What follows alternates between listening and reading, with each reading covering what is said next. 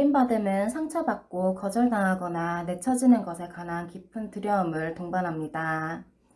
버림받는 것에 대한 두려움은 어린 시절의 학대, 방임과 같은 트라우마 경험에 대한 반응인 불안의 한 형태이죠. 버림받음의 문제는 다른 사람들과 친밀하고 안정적인 관계를 형성하기 어려운 것의 특징인 불안정 애착 유형과 밀접히 연관되어 있습니다. 애착 이론에 따르면 아동과 보호자 사이에서 아주 어린 시절에 일어나는 상호작용은 사람이 안정적인 애착 유형을 가질 것인지 불완전한 애착 유형을 가질 것인지에 대한 여부를 결정하는 주요 요인입니다. 여러분은 어린 시절 누군가에게 배신당하거나 버림받는 어떤 특정한 고통스러운 경험을 겪은 적 있습니까? 버림받음의 문제는 부모나 보호자와 관련된 어린 시절의 트라우마에서 비롯됩니다. 유년기에 유래한 버림받음의 문제는 종종 성인기까지 지속됩니다. 부모와 보호자가 아이들의 감정과 요구에 따뜻하고 일관성 있으며 세심한 관심을 가지고 대응하면 아이들은 안정애착을 발전시켜 정상적으로 성장할 수 있습니다.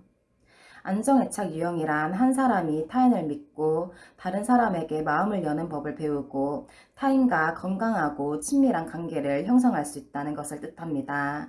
이런 일이 일어나지 않으면 아이는 만성적인 스트레스와 두려움의 상태에 머무르게 되는데 이는 아이의 발달을 방해하고 사회적, 정서적 발달의 단계에 도달하지 못하게 합니다. 이로 인해 불안정 애착 유형이 발전하게 되죠. 버림받은 문제의 징후는 무엇일까요? 아동의 경우 특히 보호자와 분리될 때 버림받음의 문제가 불안으로 이어지는 경우가 많습니다. 버림받은 문제가 있는 아이들은 더 쉽게 화를 내고 감정을 조절하는 데 어려움을 겪을 수도 있습니다. 그런 아이들은 부정적 관심을 추구하는 행동을 보일 수 있으며 화를 내고 성질을 부릴 수도 있습니다. 그리고 친구들과 어울리지 못하거나 다른 이를 괴롭히는 회피적이거나 반사회적인 행동을 보일 수 있으며 아이들은 성인을 지나치게 두려워한다거나 지나치게 신뢰하며 빠르게 의존성을 발전시키죠. 그럼 어른들의 버림받음의 문제의 징후는 어떨까요? 여러분은 사람들을 밀어낸다거나 믿고 마음을 여는 것을 피하려 하나요? 버림받은 문제를 가진 사람들이 가진 특정 유형의 방어 기제는 다 다를 수 있습니다. 이러한 유형은 다른 애착 유형으로 분류됩니다. 버림받은 문제가 있는 성인들은 관계에 있어 건강하지 못한 패턴을 보일 것입니다. 그들은 관계를 지나치게 어려워하고 자신의 감정적 요구를 모두 충족시키기 위해 상대방에게 의존하는 상호의존의 패턴을 발전시키게 됩니다. 버림받음이 두려움이 있는 사람들은 다른 이들이 가까이 다가오는 것을 허락하지만 위협을 느끼거나 화가 나면 변덕스럽고 공격적이고 감정적으로 반응하게 됩니다. 이러한 각각의 고유한 패턴은 특정 유형의 불안정 애착 유형을 나타냅니다. 여러분은 어린 시절에 학대, 방임 또는 사랑하는 사람을 잃은 충격을 겪었나요? 어린 시절부터 시작되는 버림받은 문제는 거의 항상 반유아기 경험, 다른 말로 ACE의 결과인데 이는 스트레스적, 트라우마적 경험의 다양한 유형을 설명해 줍니다. 이러한 경험은 자신이나 다른 이들에 대한 부정적인 믿음의 발달로 이어지고 이는 불완전한 애착과 버림받음에 대한 두려움의 근간을 형성합니다. 이러한 믿음은 다른 이들은 신뢰할 수 없는 사람들이라거나 사람들은 항상 떠나게 될 것이라고 믿는 것과 같은 자기 가치의 문제를 포함할 수 있습니다.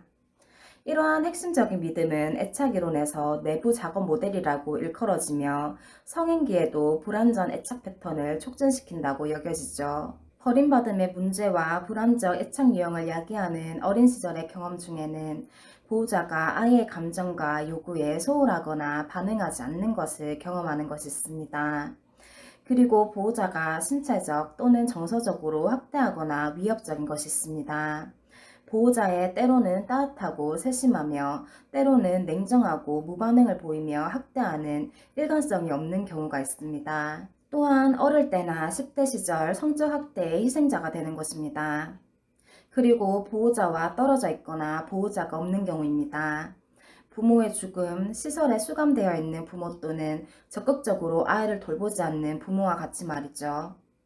버림받음에 대한 두려움은 이러한 경험들로 인해 얼마든지 야기될 수 있고 항상 특정한 사건의 직접적 결과인 것은 아닙니다.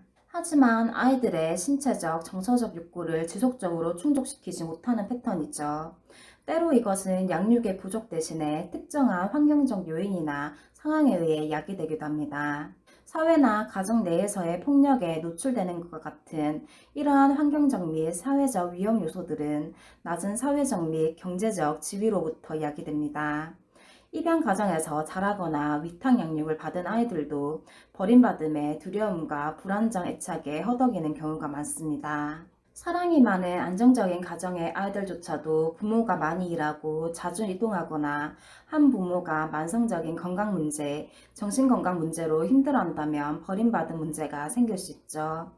어린 시절에 트라우마를 경험하는 것은 불안정 애착으로 이루어질 가능성이 높지만 나중에 경험하는 것 또한 불안정 애착과 버림받음에 대한 두려움을 유발할 수 있습니다. 예를 들어 감정적으로, 육체적으로 또는 성적으로 학대당하는 관계에 있거나 바람을 피우거나 배신당하거나 어른이 되어 거부당하는 경험을 하는 것은 이러한 두려움을 촉발시킬 수 있습니다. 이러한 경험을 한 사람들 모두에게서 이 문제가 계속 커지는 것은 아니지만 일부는 그렇게 됩니다.